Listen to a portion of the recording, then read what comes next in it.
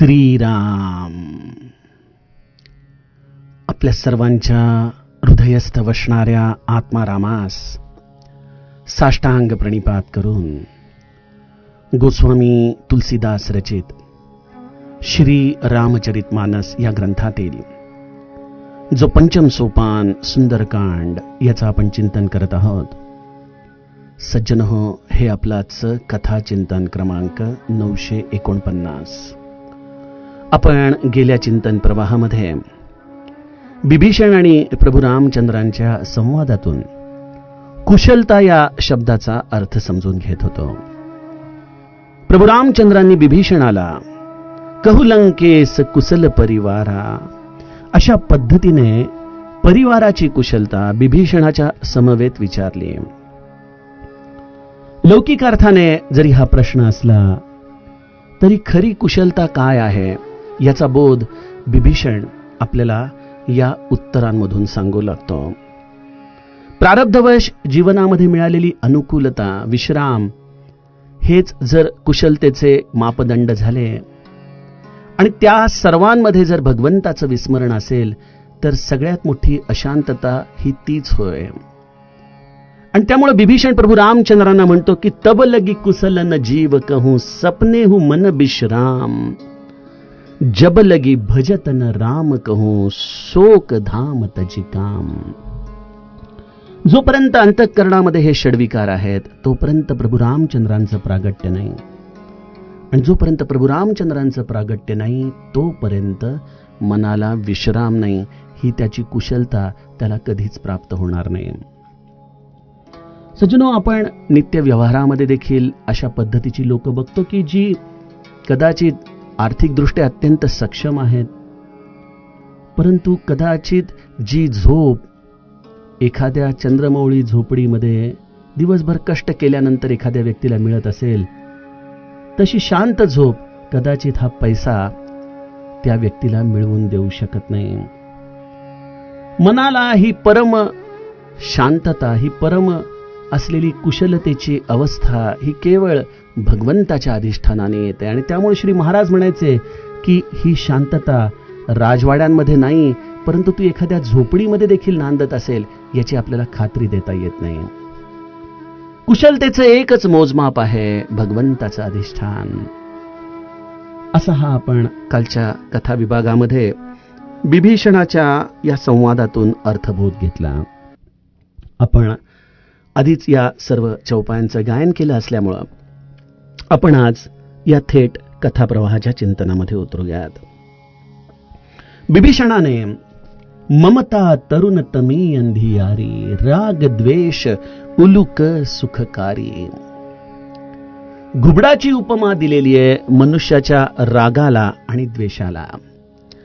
बघा, आपल्याकडे लहानपणापासून असं सांगितलं जातं की घुबडाचं दर्शन घेऊ नये, अशुभ मानलं जातं.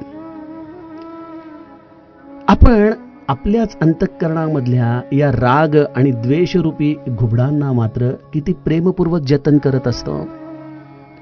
कोणाचा द्वेष केल्याशिवाय कदाचित आमच्या दिवसाची पूर्तताच होत नाही. आमच्या अंतःकरणामध्ये राग असल्याशिवाय आम्हाला कुठल्याही पद्धतीने आपण व्यवहार केला आहे असं वाटतच नाही. या घुबडांना आपल्या अंतःकरणात आम्ही सांभाळतो, कारण या घुबडांना अनुकूल असलेली ममता तरुण तमी अंधियारी अशी आमच्या अंतःकरणाची अज्ञानरूपी अंधकाराची स्थिती असते. या घुबडाला जसा ज्ञानाचा प्रकाश आवडत नाही, जसा त्याला सूर्योदय आवडत नाही, तशी जो कोणी परमार्थामध्ये भगवत कृपेच्या आधाराने ज्ञानाची प्राप्ती करू लागतो तसा तसा या राग आणि द्वेष रूपी घुबडांना त्या अंतःकरणामध्ये राहता येत नाही. आपण म्हणाल, आहो पण हे सर्व गोष्टी आपल्या व्यवहारासाठी, प्रपंचासाठी अत्यावश्यक आहेत. समजा आपण एखाद्या मिलिटरीमध्ये मोठे अधिकारी आहात आणि आपल्याला शत्रू पक्षावरती तुटून पडायचंय. मग आपल्यामध्ये राग आणि द्वेष या दोन गोष्टी नसतील तर आपण ती कर्तव्य कशा पद्धतीने बजावणार? आपण एखादे पोलीस इन्स्पेक्टर आहात, एखादे सरकारी अधिकारी आहात ज्याला तपासणी करणं हे त्याचं काम आहे. जर त्याच्या अंतरंगामध्ये ह्या गोष्टी नसतील तर त्याला त्याचं काम कसं करता येऊ शकेल बरं? असे अनेक प्रश्न आम्हाला बऱ्याचदा सतावत असतात. अगदी बँकेमध्ये जरी एखादा मनुष्य मॅनेजर असला आणि त्याला जर आपल्या हाताखालच्या लोकांकडून कामं करून घ्यायची असतील तर त्याला देखील आपल्या या पदाचा मद थोड्याफार प्रमाणात ठेवावाच लागतो. आपल्या स्वतःच्या असलेल्या नोकरीसाठी लोभ ठेवावाच लागतो. आपल्याला आणखीन चांगला पगार मिळावा, आपली एखाद्या चांगल्या पदावरती ट्रान्सफर व्हावी असा मोह देखील त्याला त्याच्या मनात ठेवावा लागतो. त्यामुळे प्रपंचामध्ये या सर्व गोष्टी अत्यावश्यक आहेत. आणि इथं प्रभू रामचंद्रांचं प्रागट्य झाल्यानंतर त्या गोष्टी नाहीशा होतात. मग जर ह्या गोष्टी नाहीशा झाल्या तर मनुष्याला प्रपंच कसा करता येईल असा देखील प्रश्न आपल्याला या सर्व उदाहरणांच्या आधाराने पडू शकतो.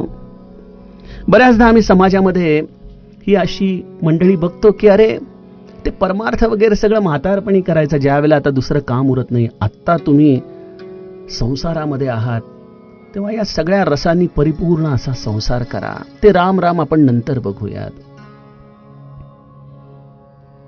नेमकं सत्य काय आहे? मग प्रपंचामध्ये राहत असताना रामाचं स्मरण, रामाचं हृदयामध्ये दर्शन केलं असता हे विकार अंतरंगात राहत नाहीत, हे सत्य आहे का? रामाचं दर्शन झाल्यानंतर प्रपंच करण्यासाठी ती व्यक्ती योग्य राहत नाही, हे सत्य आहे.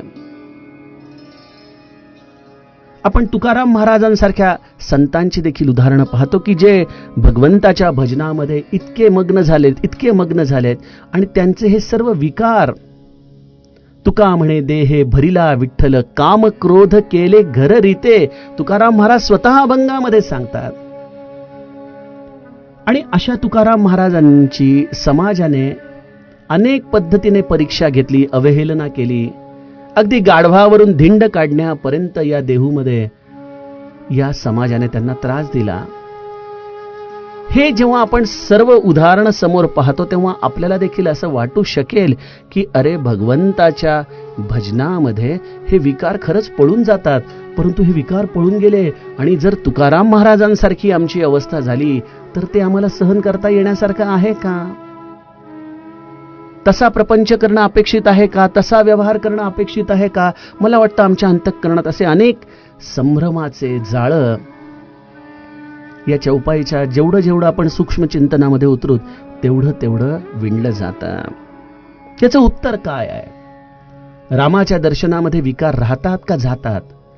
गेले तर प्रपंच करता येतो का नाही करता येत? आणि राहिला तर त्या भगवंताच्या दर्शनाचा लाभ जीवाला घेता येतो का? सज्जनो, श्री महाराज म्हणतात की माझा परमार्थ असा आहे की तो तुमच्या प्रपंचामध्ये कधीच बाधा येऊ देणार नाही, कधीच व्यत्यय येऊ देणार नाही. आम्हाला या विकारांचा अर्थ कळाला पाहिजे. आज भगवंताच्या भजनाशिवाय या विकारांचं जे अस्तित्व आमच्या हृदयामध्ये आहे ते कसं आहे? ते विकार आम्हाला नाचवतात, होय की नाही?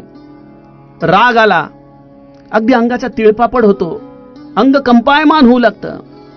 एखाद्याचा द्वेष झाला की हातपाय आपण चोळत त्या व्यक्तीच्या विषयी मनामध्ये अनेक प्रकारचे तर्कवितर्क करत बसतो.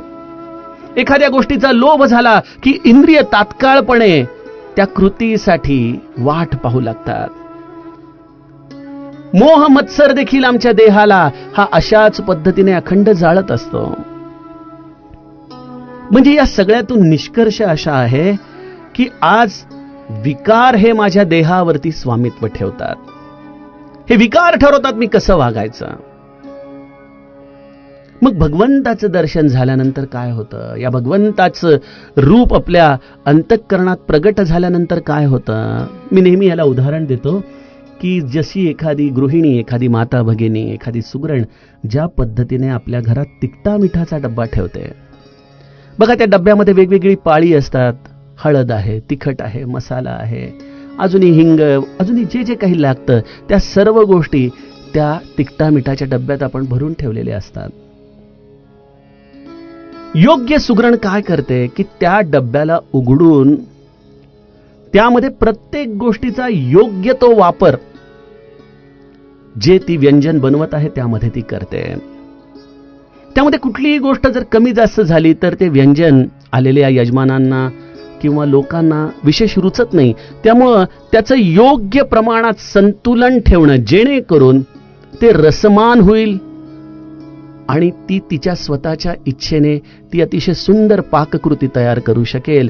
त्या पद्धतीने सज्जनहो, जीवनामध्ये भगवंताचं भजन केलं असता हे सर्व विकार तिखटा मिठाच्या डब्याप्रमाणे तुमच्या अंकित राहतात. भगवंताच्या भजनाशिवाय विकार देहाला जीवाला नाचवत असतात. भगवंताच्या भजनामध्ये तो जीव आपल्या इच्छेने आपल्या सत्तेने ठरवतो कुठल्या विकारावरती त्याचा किती वापर करून आपल्या जीवनामध्ये आपला प्रपंच टिकवायचा.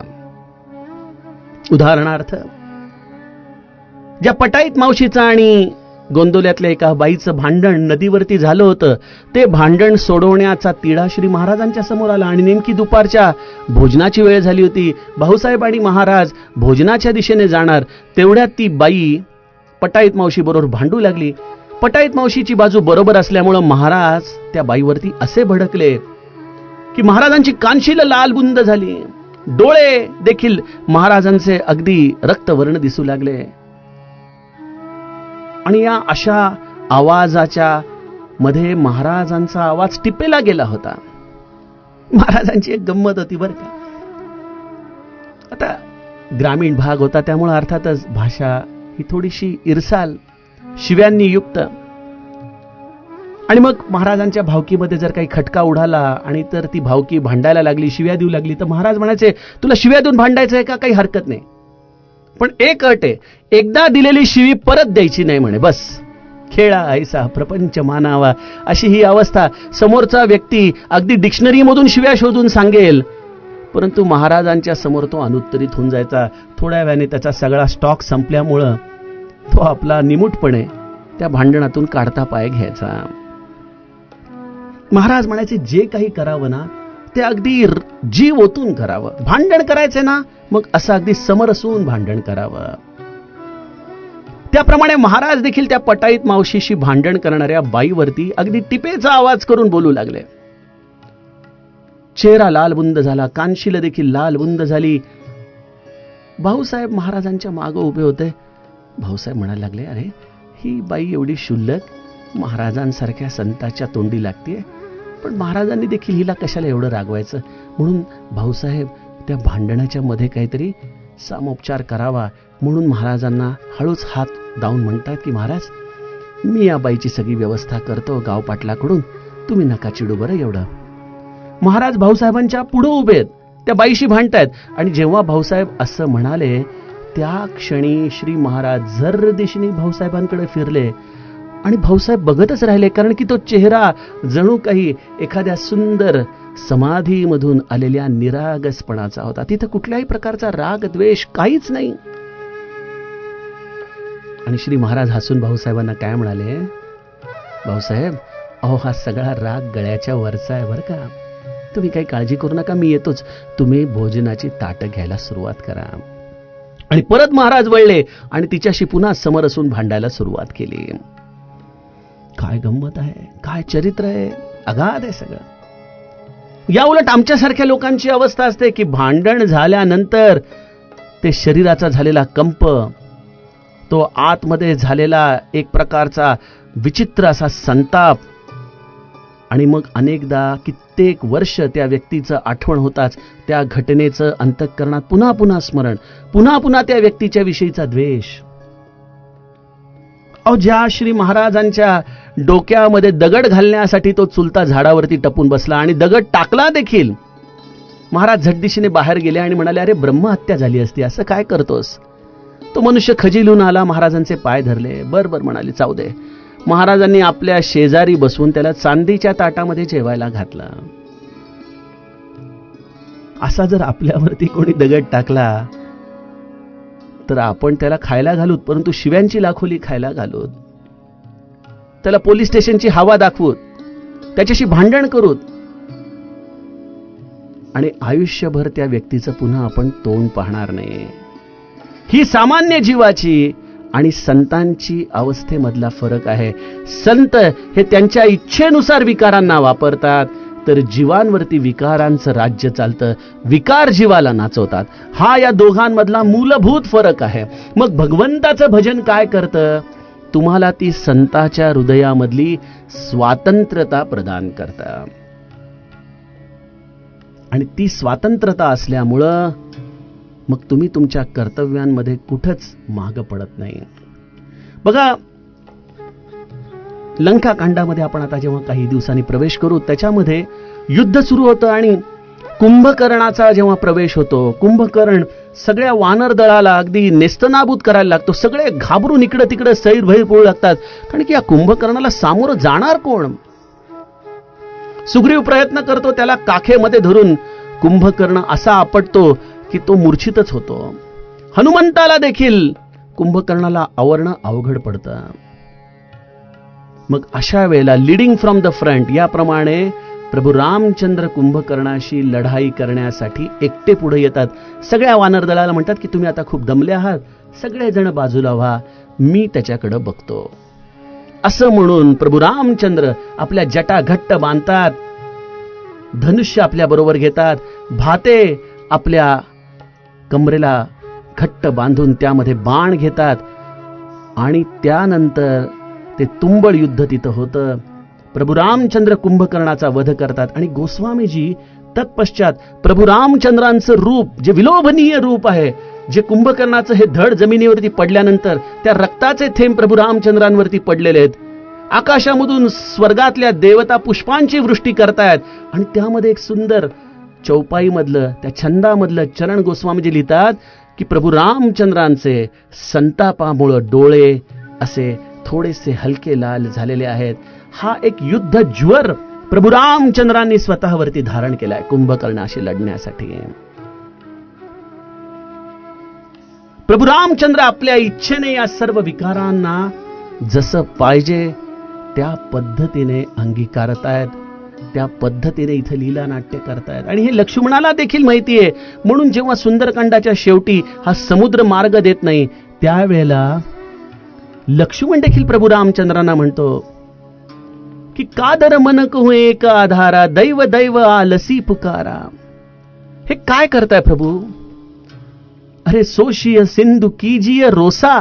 थोडासा राग आणा आतमध्ये आणि तो राग आणून त्या समुद्राला जाळून भस्मसात करून टाका, त्याला शोषून टाका, आटवून टाका. म्हणजे प्रभू रामचंद्र त्या संतापाला जणू काही तुम्ही आवाहन करा, असं लक्ष्मणाचं सांगणं आहे. इथं आम्हाला कुठलंही आवाहन न करता कधी संताप येईल, कधी द्वेष येईल, हे सांगता येत नाही. सज्जनो, परमार्थामध्ये सावधानता, सावधानता जो शब्द सर्व संत वापरतात त्याचा अर्थच हा आहे. आम्हाला आमच्या अंतःकरणाची सुगरण झालं पाहिजे. कुठला विकार कधी वापरायचा? आपल्या इच्छेने, समोरची परिस्थिती बघून. आणि यासाठी मनाचा जो एक जबरदस्त असा बॅलन्स साधावा लागतो, त्याचं नाव आहे भजन. ज्याला हे भजन आयुष्यामध्ये जमलं त्याला हा विवेक रूपी समन्वय मिळतो आणि हा विवेक मग ठरवतो की आता कुठलं शस्त्र या युद्धामध्ये आपल्याला वापरायला हवं. फार सुंदर आहे हे करण्याचं शास्त्र आहे. आपण करून बघा, माझे शब्द तुम्हाला निश्चितपणे अनुभवाला येतील. काही गोष्टी मला देखील कधी कधी आपल्याशी सांगाव्याशा वाटतात, कारण की मी हे सगळं करून सांगतोय बरं का. आपलं स्वतःचं मोठेपण नाही, सर्व करता रामच आहे. श्री सद्गुरु कृपेनेच हे सगळं होतं. परंतु माझ्या कारखान्यामध्ये जवळजवळ 100-125 लोक कामाला आहेत. त्यामध्ये 60% लोक हे मुसलमान लोक आहेत, ज्यांचा आपल्या परमार्थाशी काही विशेष संबंध नाही, जे आपापल्या स्वार्थाच्या आधारानेच तिथे केवळ जमलेले असतात. बरं, दुसरी गोष्ट अशी आहे की आपण जो माल आपल्या गिराहिकांना विकत असतो ते लोक देखील आपला स्वतःचा अभ्यास करत असतात. मला तर असे देखील काही व्यक्तित्व भेटतात की अरे तुम्ही पारमार्थिक आहात, तुम्हाला कशाला पाहिजे एवढी किंमत या कामाची? तुम्हाला काय दाल रोटी खाओ, हरी के गुण गाओ, होय की नाही? मग अशा वेळेला माझ्या अंगामध्ये श्री महाराजांचं स्मरण होतं आणि मी महाराजांच्या त्या चरित्रातल्या प्रसंगाची आठवण करतो की जेव्हा त्यांचे चुलते देखील येऊन महाराजांना म्हणायचे, अहो तुम्हाला कशाला पाहिजे प्रपंच, तुम्ही आपले साधू आहात ना, मग त्या जमिनी आमच्या नावावर करा. महाराज म्हणायचे, वा रे वा, मी तर आत्ता विवाह केलाय, आत्ता माझा संसार सुरू झालाय, मी एक जमिनीचा इंच देखील तुकडा तुम्हाला देणार नाही. अशा रीतीने कोर्टापर्यंत भांडणं जायची. परंतु हा साधू या सर्व प्रपंचामध्ये कसं दक्ष राहावं हे आम्हाला शिकवायचा. आणि मग परमार्थ आणि प्रपंचामध्ये घुळमुळ होऊन मग आता आपण कसं बोलायचं, कसं करायचं, अशा मिळमिळीत धोरणामुळं ना आम्ही प्रपंचाला न्याय देऊ शकतो, ना आम्ही आमच्या परमार्थाला न्याय देऊ शकतो. सज्जनो, आम्हाला समोरच्याचा स्वार्थ ओळखण्या इतकं निश्चितच सजग राहायला पाहिजे. आणि म्हणून दासबोध वाचावा, ठकासी व्हावे ठक, खटनटासी खट. तुम्हाला समोरच्याच्या वृत्तीचा अंदाज घेऊनच तिथं काम करता यायला पाहिजे. कुंभकर्ण आल्यानंतर प्रभू रामचंद्र समुद्राच्या समोर जसं 3 दिवस मौन धारण करून त्याची विनवणी करत बसले, तसे बसले का? रावणाच्या समोर लढताना प्रभू रामचंद्र त्याला मौन धारण करून त्याची विनवणी करत बसलेत का? तो रावण ज्या पद्धतीने आला त्या पद्धतीने प्रभू रामचंद्र त्याच्याशी लढले. माझ्याशी अनेक तरुण मुलं देखील बोलत असतात, मग हे कसं बोलायचं दादा, हे कसं सांगायचं, मग बॉसशी कसं बोलायचं, असे देखील त्यांना प्रश्न पडतात. बघा, एक लक्षात घ्या, परमार्थ जो तुम्ही करताय ना, तो तुमच्या आत्मिक उद्धारासाठी करताय. तो तुमच्या अत्यंत निज समाधानाचा प्रांत आहे. आणि देहाच्या आधाराने जे तुमचं कर्तव्य आहे ते तुम्हाला करणं हे तुमच्या या मुक्तीसाठी देखील अत्यंत गरजेचं आहे. आणि शेवटी तुम्ही लोकांशी बोलू देखील शकत नाही, मनामध्ये चरफडत राहता आणि त्या चरफडीमध्ये तुमच्या नामाच्या माळा फिरत राहतात. तुम्हीच विचार करा, ते नाम खरंच आपल्या हिताचं होतंय का? ते भगवंतापर्यंत पोहोचतंय का? ते मला समाधान देतंय का? विनयाने बोलावं, परंतु अत्यंत निश्चयात्मक बोलावं, निर्भयतेने बोलावं. हेच या समस्त विकारांवरती राज्य करण्याचं शास्त्र आहे बघा. आणि ती व्यक्ती त्या कर्तव्यापुरता आपण तिच्याशी भांडल्यानंतर जरी समोरची व्यक्ती आपल्याला वैयक्तिक स्वरूपामध्ये स्वीकारू शकत नसली तरी आपण मात्र आपल्या अंतःकरणामधून त्याला वैयक्तिकरित्या संपूर्णपणे माफ करून टाकावं. आजकाल राजकारणामध्ये तो एक शब्द असतो ना की मतभेद असले तरी चालतील परंतु मनभेद असता कामा नयेत. असं म्हणून दोघेही एकमेकांच्या विषयी चरफडत असतात, तो भाग वेगळा. परंतु जर या शब्दाचा वस्तुतः अर्थ घेतला तर खरंच आपल्या अंतरंगामध्ये मतभेद कर्तव्याच्या बाजूने असतील परंतु व्यक्तीविषयी मात्र मनभेद असता कामा नयेत. त्यामुळे हे समाजामध्ये आहे, भावाभावांमध्ये आहे, सासू सुनेमध्ये आहे, बाप लेकामध्ये आहे, मित्रामित्रांमध्ये आहे. प्रत्येक नात्याच्या या दोन्हीही बाजू आपल्याला सांभाळता यायला पाहिजेत. कर्तव्याची बाजू आणि त्या नात्याची बाजू. हा समन्वय राम भजन देतो बघा. आणि हे सगळं अनुभवाचं शास्त्र आहे. जसं लहानपणी आपण सायकल चालवताना 10 वेळा पडू, त्याप्रमाणे हा समन्वय साधताना देखील आमची अनेक वेळेला घुसमट होईल, अनेक वेळेला आम्ही पडू. परंतु एक लक्षात घ्या की हा समन्वय जर कशाने साधत असेल तर तो केवळ राम भजनाने साधतो. त्याला दुसरा पर्याय नाही नाही नाही. आपण बघतो अनेक लोक समाजामध्ये शांत बसलेले असतात. अनेक लोक त्यांचं कौतुक देखील करतात, अहो तुम्ही कसे शांत बसताव, एवढं तुम्हाला राग येत नाही का? ती व्यक्ती त्याच्यावरही काही बोलत नाही. परंतु गंमत अशी असते की शांत राहणं आणि शांततेत राहणं यामध्ये ज्याला फरक कळतो त्याला ही वरवरची शांतता कधीच जीवनामध्ये आकर्षित करत नाही. श्रीकृष्ण अर्जुनाचं सारथ्य करतोय, परंतु हे सारथ्य करत असताना देखील श्रीकृष्ण हा आतमधून आपल्या सच्चिदानंद अवस्थेपासून कधी दुरावला आहे का? देहाने सर्व कर्तव्य करतोय.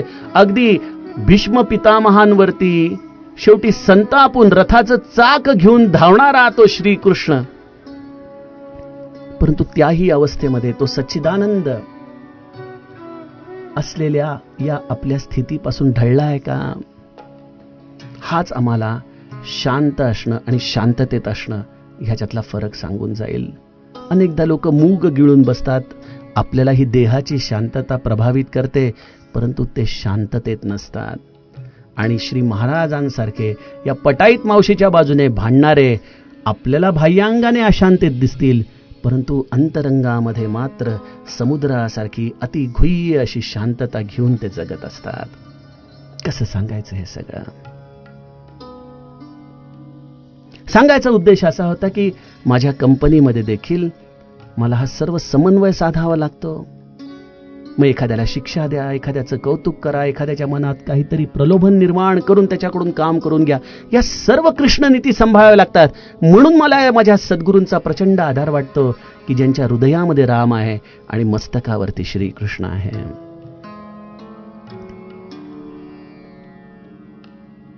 त्यामुळे राम भजनाने कधीच कोणाचा प्रपंच बुडत नाही, किंबहुना त्या प्रपंचामध्ये त्याला एक्सिलन्स प्राप्त होतो. हे मी माझ्या अनुभवाने आपल्याला सांगतो, माझ्या तरुण साधकांना सांगतो, जे प्रपंचामध्ये उगीच चरफळत आहेत अशा माझ्या सर्व माता भगिनींना, माझ्या सर्व बांधवांना मी हात जोडून सांगतो की भगवंताचं भजन हे तुमच्या प्रपंचामध्ये तुम्हाला अशा काही गुणवत्ता प्रदान करतं की ज्या तुमच्या आयुष्याला एका वेगळ्या उंचीवर घेऊन जगण्याची तुम्हाला अवस्था प्राप्त करून देतात.